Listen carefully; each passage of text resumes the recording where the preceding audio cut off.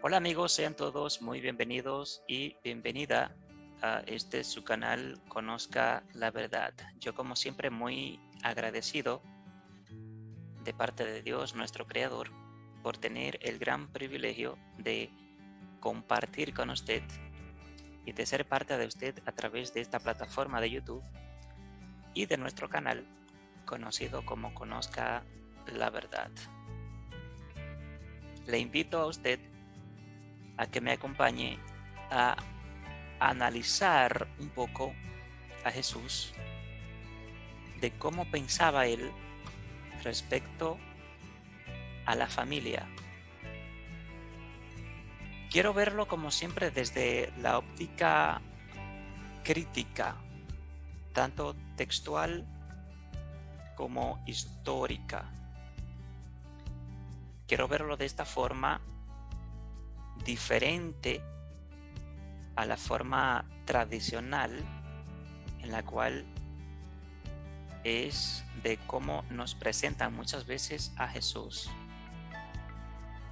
Nos presentan a un Jesús que es sobrenatural, a un Jesús que parece ser que no tenía debilidades, que no sentía atracción por el sexo opuesto, a un Jesús que todo lo sabía y que prácticamente como Jesús es Dios, pues no le daba importancia prácticamente a las cosas naturales, a lo secular, a lo social, en este caso más a lo familiar. No podemos conocer a Jesús si no lo vemos desde una perspectiva judía, una perspectiva oriental, totalmente diferente a la nuestra. No quiero hablar en esta oportunidad de religión, quiero hablar acerca de cómo pensaba Jesús respecto a la familia, qué connotación, qué sentido, qué valor le daba Jesús a la familia. Acuérdese que Jesús era judío, y para un judío religioso, como lo era Jesús, en este tiempo, en el siglo I de nuestra era, normalmente para un judío poder ejercer su ministerio debía estar casado. Debía ser mayor de edad, debía tener su familia, porque para el judío lo más importante en este mundo es la familia. Existen algunos comentarios, y de hecho no solo comentarios, sino un sinnúmero de señales que dan a entender casi a toda claridad de que Jesús estuvo casado. Y me llamó mucho la atención ver a una profesora en estos días, académica. Es una mujer que maneja muy bien la historia del Nuevo Testamento, en este caso hablando acerca de la vida de Jesús.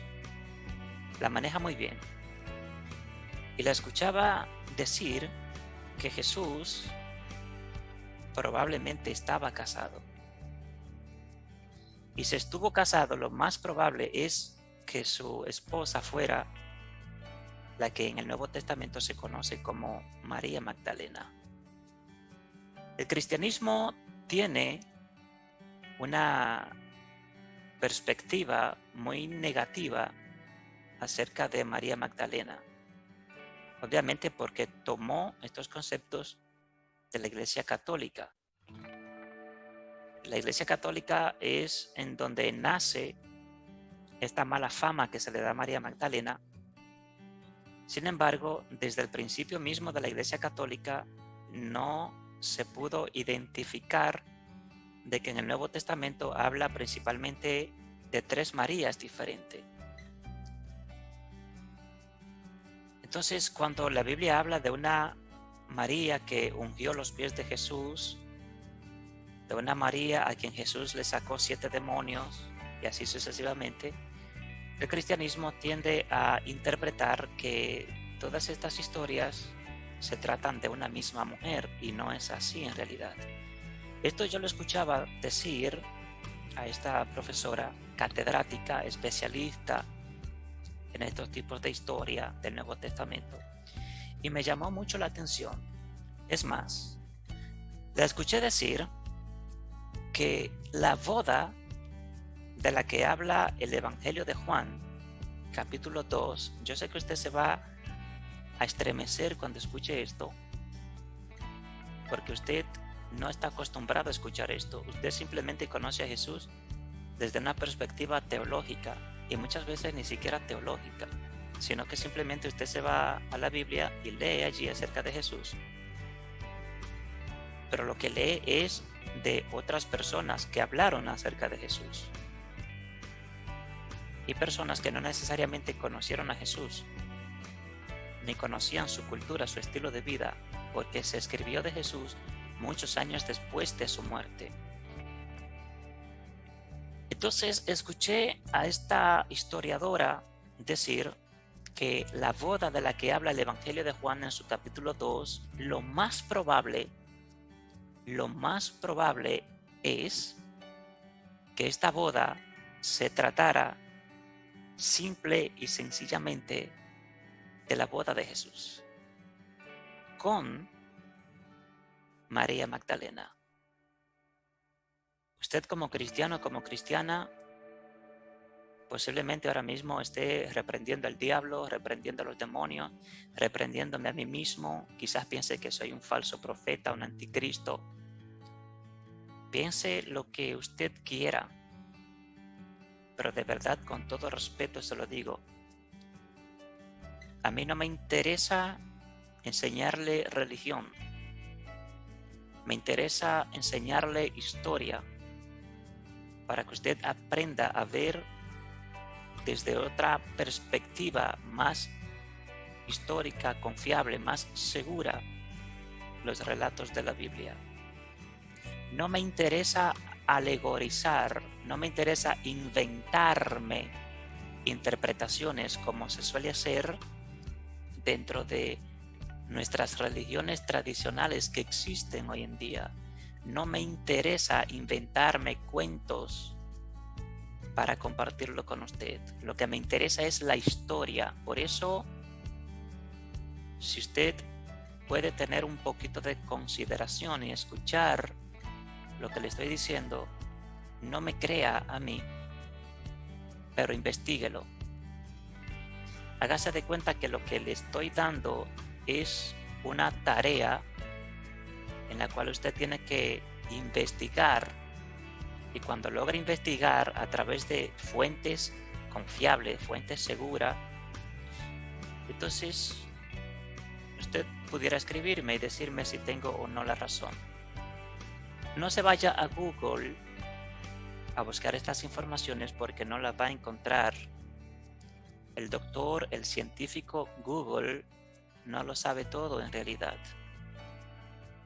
Entonces, mis amados, voy a hablar un poco acerca de cómo pensaba Jesús respecto a la familia, cómo pensaba Jesús acerca del reino de Dios, cómo pensaba Jesús acerca de la vida eterna, cómo pensaba Jesús acerca del matrimonio. Quiero compartirle pocos versículos para que usted pueda entender lo que le quiero decir. Mire, en el Evangelio de Marcos, me gusta mucho el Evangelio de Marcos, porque dentro de los especialistas hoy en día, los científicos, los historiadores que conocen más a fondo históricamente el Nuevo Testamento, todavía está en discusión, pero muchos coinciden en que el Evangelio de Marcos fue el primer evangelio en ser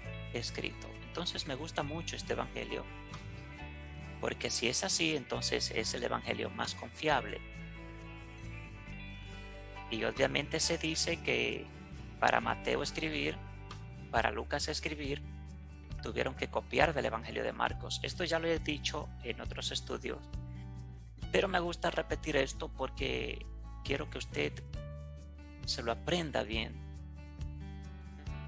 Entonces, mis amados, en el Evangelio de Marcos, capítulo 3, versículo 34, dice: y mirando a los que estaban sentados alrededor de él, dijo: he aquí mi madre y mis hermanos, porque todo aquel que hace la voluntad de Dios, ese es mi hermano y mi hermana y mi madre. Aquí narra la historia de que Jesús en una ocasión estaba predicando dentro de una multitud y llegaron algunos a decirle: maestro, tu familia está aquí, te buscan, te quieren hablar. Dice el Evangelio que él, mirando, dio esta respuesta. Ahora bien, ¿por qué Jesús da esta respuesta? ¿Por qué Jesús se ve aparentemente como que rechaza a su propia familia? ¿Por qué Jesús, en vez de darle más importancia a su propia familia, que era un deber judío, de hecho, y que es un deber que todavía existe dentro de nuestra sociedad, dentro de nuestras culturas, es nuestro deber, nuestra prioridad es la familia? Pero ¿por qué vemos a Jesús aquí viendo que él menosprecia a la familia y le da más importancia a la multitud que le está escuchando? En primer lugar, los mismos evangelios nos hablan a nosotros de que ni siquiera sus propios hermanos creían en él. Para muchos Jesús era un loco que se creía profeta, no que se creía Mesías, ni mucho menos se creía hijo de Dios, ni mucho menos se creía Dios, sino que para muchos, incluyendo a sus propios hermanos, Jesús era un loco desesperado en ver manifiesto el reino de Dios en su nación. Era un frustrado que deseaba hasta en lo más profundo de sus huesos ver que Dios manifestara su reino allí y que Dios eliminara de una vez a todos los enemigos de Israel, en este caso a Roma principalmente. Jesús estaba desesperado por ver la era mesiánica, estaba desesperado por ver los juicios de Dios que cayeran a la tierra en contra de los enemigos de Israel.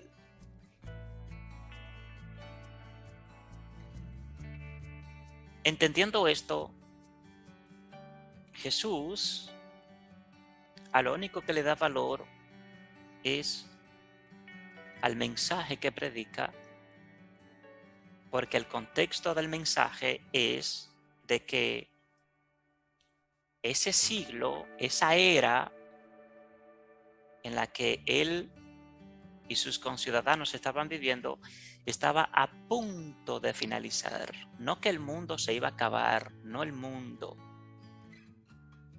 Era que un tiempo establecido por Dios, una era establecida por Dios, iba a finalizar para iniciar una nueva etapa en la vida del pueblo de Israel. Jesús nunca esperaba el fin del mundo. Jesús no esperaba de que Dios iba a venir y se iba a llevar a sus hijos para el cielo. Jesús no creía en esto. Estos fueron inventos que comenzaron a nacer dentro de la religión muchos años después. Entonces, el valor para Jesús no era principalmente su familia, sino lo que él anunciaba, la cual su fundamento principal era de que el reino de Dios estaba a punto de manifestarse y las cosas seculares no iban a tener mucha importancia. Por eso Jesús le contesta aquí y dice, ¿quién es mi familia? ¿Quién es mi madre? ¿Quiénes son mis hermanos? ¿Acaso no son estos? Estos que sí me están escuchando, estos que sí están esperando juntamente conmigo el reino de Dios, de que se manifieste en la tierra. Estos sí son mis familias, los que han creído en el mensaje que yo les estoy predicando, porque cuando se manifieste el reino de Dios, estos van a ser salvos juntamente conmigo. Todos aquellos que no creen en mí, incluyendo a mi familia, pues van a ser eliminados de la tierra de Israel. Por lo tanto, lo que vamos a permanecer somos aquellos que creemos en Dios y en el mensaje que yo les estoy predicando. Ese es parte del contexto del capítulo 3 de Marco, cuando habla precisamente acerca de este tema de la familia de Jesús. Mire, en el mismo Evangelio de Marcos, capítulo 10, versículo 29 y 30, dice, respondió Jesús y dijo, de cierto os digo que no hay ninguno que haya dejado casa, o hermanos, o hermanas, o padre, o madre, o mujer, o hijos, o tierras, por causa de mí y del Evangelio, que no reciba 100 veces más ahora, en este tiempo. ¿Cuándo? Ahora, no después de la muerte, ni después de la resurrección, sino ahora, en este tiempo, casas, hermanos, hermanas, madres, hijos y tierras, con persecuciones, y en el siglo venidero. Entonces, en el siglo venidero, no en la resurrección, no después de la muerte, sino en el siglo venidero, la vida eterna. ¿Qué es el siglo venidero? La nueva etapa que iba a comenzar a través del reino de Dios manifestado en Israel, no en el mundo entero, sino en Israel. A Jesús no le interesaban los gentiles. De hecho, Jesús se preocupaba en primer lugar de que Dios manifestara su reino en Israel para que los gentiles que vivían en Israel fueran eliminados. Jesús no pensaba en los gentiles. Jesús no pensó en usted y en mí. Jesús no pensaba en los gentiles. Jesús no pensó nunca en usted y en mí. Jesús no es Dios. Jesús fue un hombre, fue judío, celoso de la ley de Moisés, celoso de la Torá, en donde para él no había posibilidad de que el mundo entero fuera salvo, al menos que el mundo entero obedeciera a la Torá. Entonces, aquí nos está hablando a nosotros de un acontecimiento donde los discípulos le dicen, maestro, nosotros lo hemos dejado todo, hemos dejado a nuestra familia, nuestra pertenencia, nuestro trabajo, lo que hacíamos, lo hemos dejado todo para seguirte. ¿Cuál es nuestra recompensa?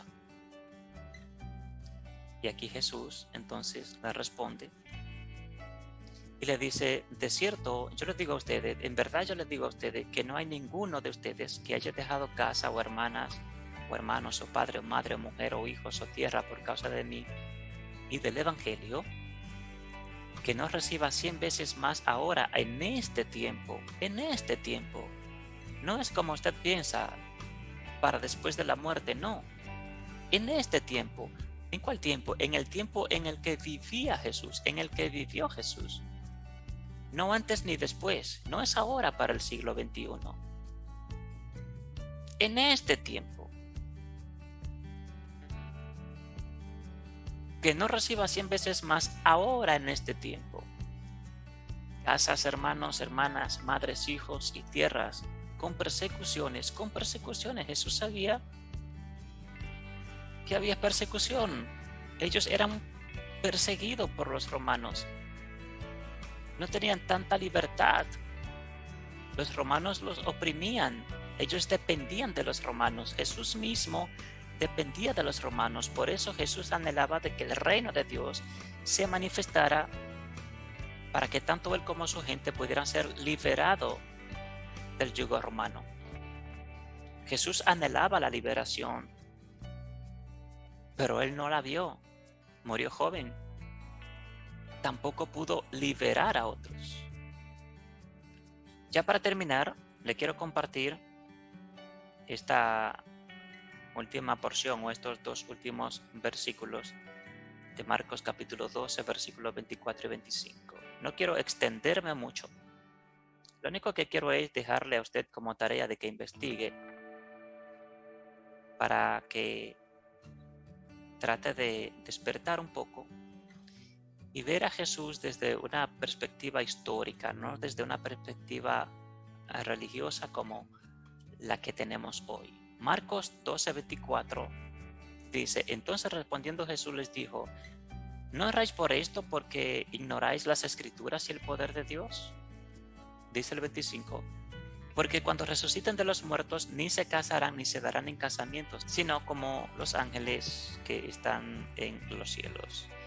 Estos versículos sí que son muy conocidos por los cristianos, porque los cristianos creen en realidad de que Jesús hizo referencia al fin del mundo, cuando el mundo se acabe y venga entonces el mundo de Dios, que Dios restaure el mundo, purifique al mundo con fuego y se hagan nuevas todas las cosas. Los cristianos creen que entonces los humanos quedaremos y ya no tendremos necesidad de casarnos. Mi pregunta es, cuando la Biblia habla de Adán y de Eva, primer hombre o primeros hombres, la primera humanidad que Dios hizo en la tierra, ¿eran ángeles o eran humanos? Bueno, teológicamente han tratado de humanizar a Adán, creer que Adán era un hombre que podía andar caminando por encima de las aguas, que podía andar por debajo de las aguas, que podía volar, no tenía límites. Esto no es cierto, esto no son más que especulaciones. Son pensamientos humanos que tratan de humanizar las cosas conforme a su propio punto de vista. Entonces, los creyentes creen que luego de que se acabe el mundo y comienza un mundo nuevo, entonces los humanos no se casarán, no tendrán necesidad, sino que viviremos como los ángeles, dicen. Pero que la Biblia misma, conforme a su relato, nos enseña a nosotros que desde que Dios hizo al hombre, desde la primera vez que Dios hizo al hombre, lo hizo hombre, no ángel. Y si nos vamos a los principios bíblicos, hay un principio en Génesis que dice que cada árbol da su semilla y su fruto conforme a su género. Es imposible que yo nazca hombre y después me transforme en un ángel.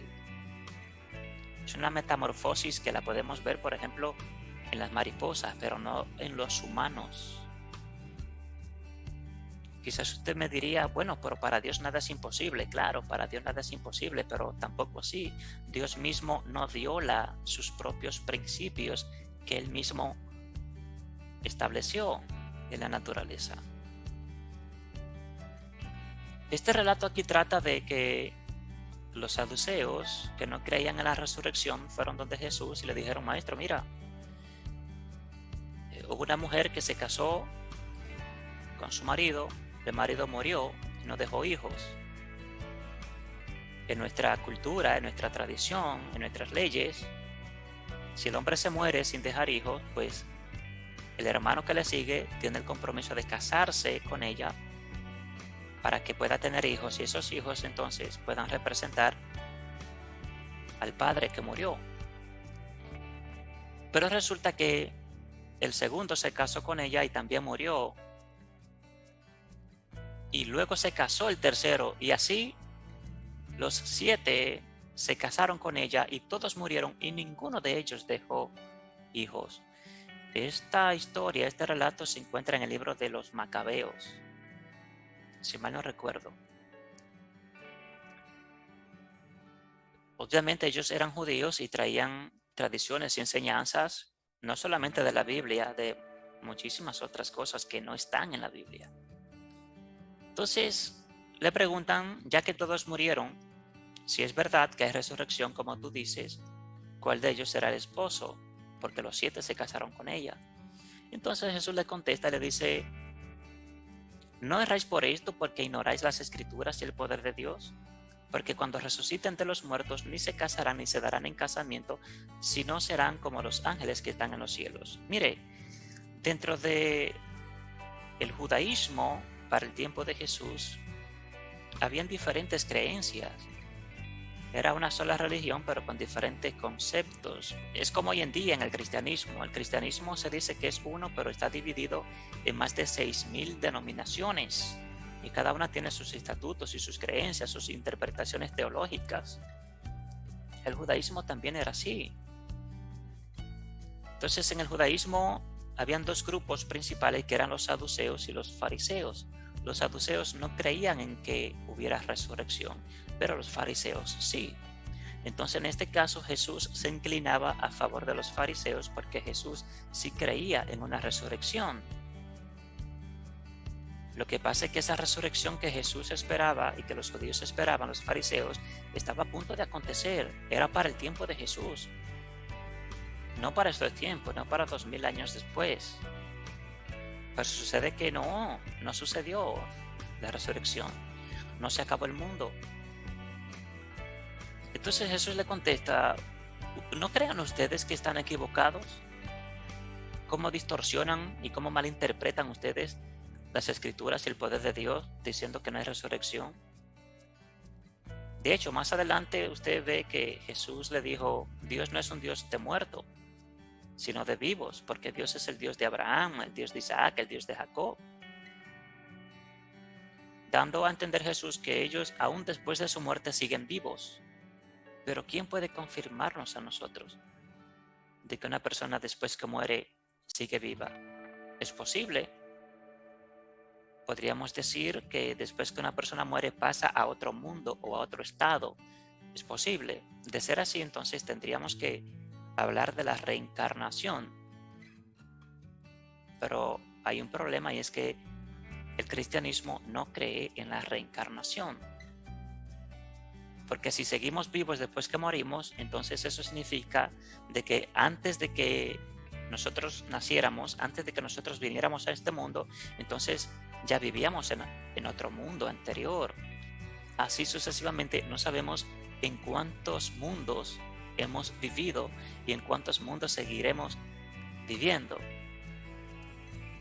Pero esto no es más que teoría, entrar ya al mundo de la teoría, de la teología.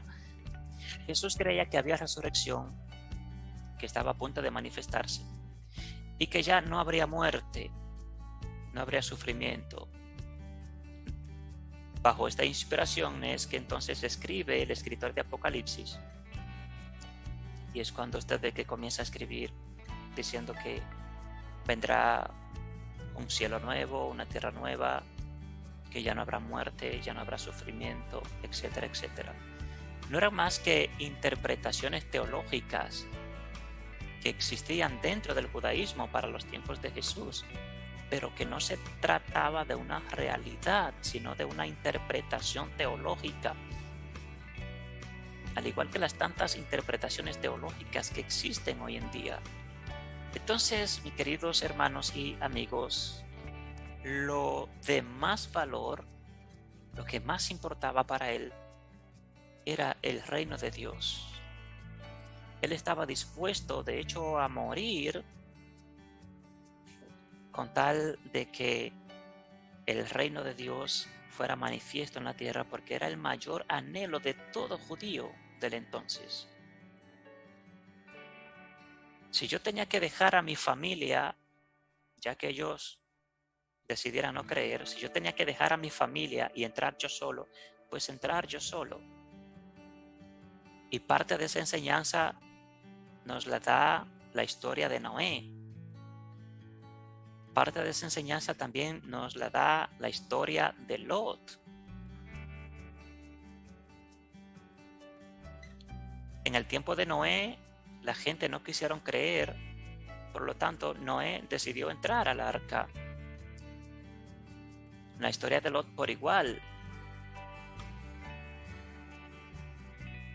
Y hay un sinnúmero de ejemplos que la Biblia nos da acerca de que aquí se salva el que se quiera salvar, pero dentro de lo que era el pensamiento judío. No se trata de una historia, no se trata de una realidad, sino de una cosmogonía, de una interpretación teológica, de una forma de pensar, una forma de cómo ver las cosas. Jesús era así. Jesús era celoso de la ley, celoso de la palabra de Dios. Estaba dispuesto en cualquier momento a dejar a su propia familia, su propia madre, a sus propios hermanos, a su propia esposa, si era que la tenía, que posiblemente sí la tenía.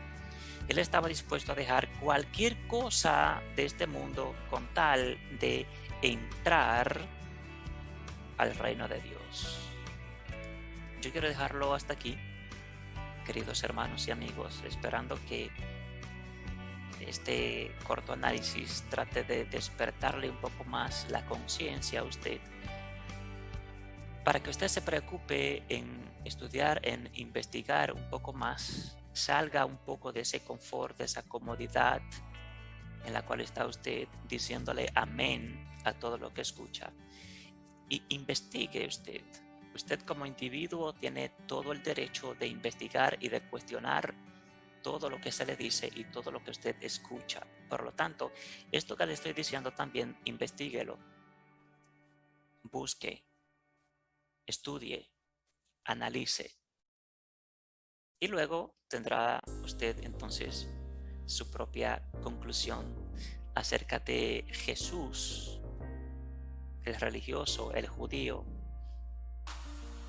No lo digo de forma despectiva, lo digo con todo respeto. Pero Jesús era religioso, muy celoso de la ley. Y era judío y pensaba muy diferente a como usted y yo pensamos hoy. Así es que gracias por su tiempo. Deseo que Dios lo bendiga a usted y a toda su familia. Hasta pronto.